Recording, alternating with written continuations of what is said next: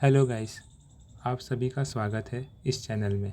आज हम MSc second semester complex analysis में एनालिटिक फंक्शंस क्या होता है इसके बारे में डिस्कस करेंगे। अगर आपने कॉम्प्लेक्स एनालिसिस के सिलेबस नहीं देखा है तो आप इस चैनल पर प्लेलिस्ट अपलोड की गई होगी, उस पर जाके आप सिलेबस कॉम्प्लेक्स एनालिसिस का देख सकते हैं। ये जो सिलेबस है कॉम्प्लेक्स एनालिसिस का वीर बहादुर सिंह पूर्वांचल यूनिवर्सिटी का है। ठीक, चलिए आज मैं इस टॉपिक में एनालिटिक फंक्शंस क्या होता है, उसके फार्मूला क्या होते हैं, इस वीडियो में डिस्कस करेंगे।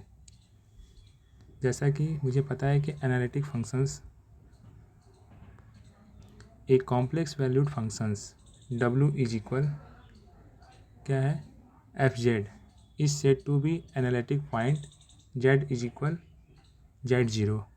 ठीक, कि हमारा कोई एक कॉम्प्लेक्स वैल्यूड फंक्शंस है जो w is equal F Z functions है, इसे ही हम analytic point z is equal z0 मान रहे हैं। एनालिटिक पॉइंट क्या मानते हैं हम, z इज इक्वल z0 मान रहे हैं। फिर हम जो हमारा एफ जेड जो फंक्शंस है इसे हम डिफ्रेंशिएट कर दे रहे हैं किसके सापेक्ष, w z के रिस्पेक्ट में। तो डी डब्ल्यू अपॉन में D Z is equal F dash Z, इसे हम एफ डैश जेड से डिनोट करते हैं, क्योंकि एफ जेड को हम डिफ्रेंशिएट करेंगे तो इसे हम एफ डैश जेड से डिफ्रेंशिएट करेंगे। ठीक, is equal limit del Z tends to 0 हो जाएगा। फिर फंक्शंस में F Z plus del Z minus F Z upon में डेल जेड हो जाएगा। ये हो गया हमारा। फिर बोला है exist and is unique at point z0 पे, ये एग्जिस्ट करेगा यूनिक पॉइंट z0 पे। ठीक, अब analytic functions is also called regular functions या होलोमॉर्फिज्म फंक्शंस। एनालिटिक फंक्शंस को रेगुलर फंक्शंस कहेंगे या होलोमॉर्फिज्मिक फंक्शंस कहेंगे। अब देखिए, हमने दो एक्सिस लिया, एक्स और वाई एक्सिस लिया। अब हमने क्या लिया, दो एक्सिस लिया, एक हमने ले लिया एक्स एक्सिस, एक हमने वाई एक्सिस।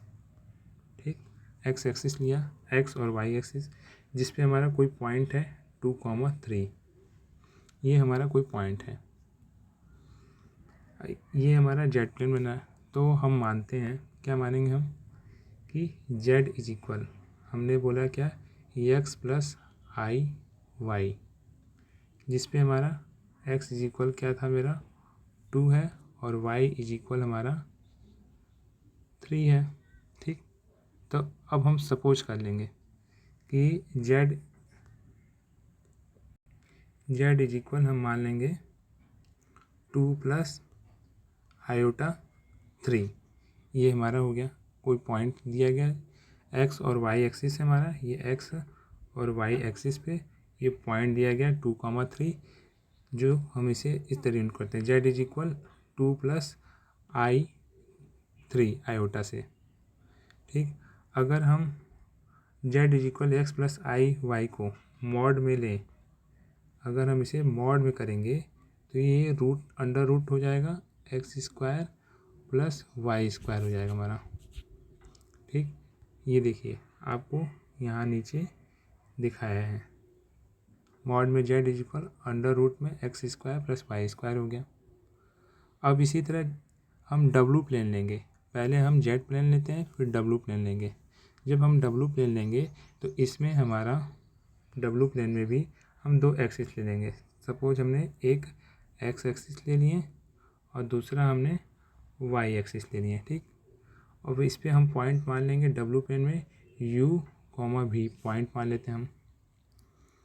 u, जब v पॉइंट मान लेते हैं तब हम मानते हैं क्या है, तब हमारा w जो इक्वल होगा वो किसके इक्वल होगा, u प्लस आयोटा v के इक्वल होगा।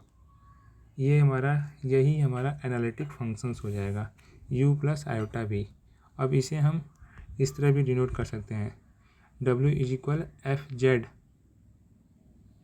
Equal u plus X Y plus I V X comma Y से डिनोट करते हैं। यही हमारा एनालिटिक फंक्शंस होता है। एनालिटिक फंक्शंस का अगर डेफिनेशन बोले तो आप सभी बस ज़्यादा कुछ नहीं करना है, आपको यहाँ तक कम्प्लीटली यहाँ से लेके यहाँ तक लिख देना है।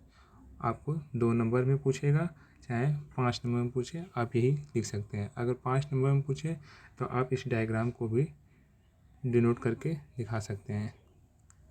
Thanks for watching this video.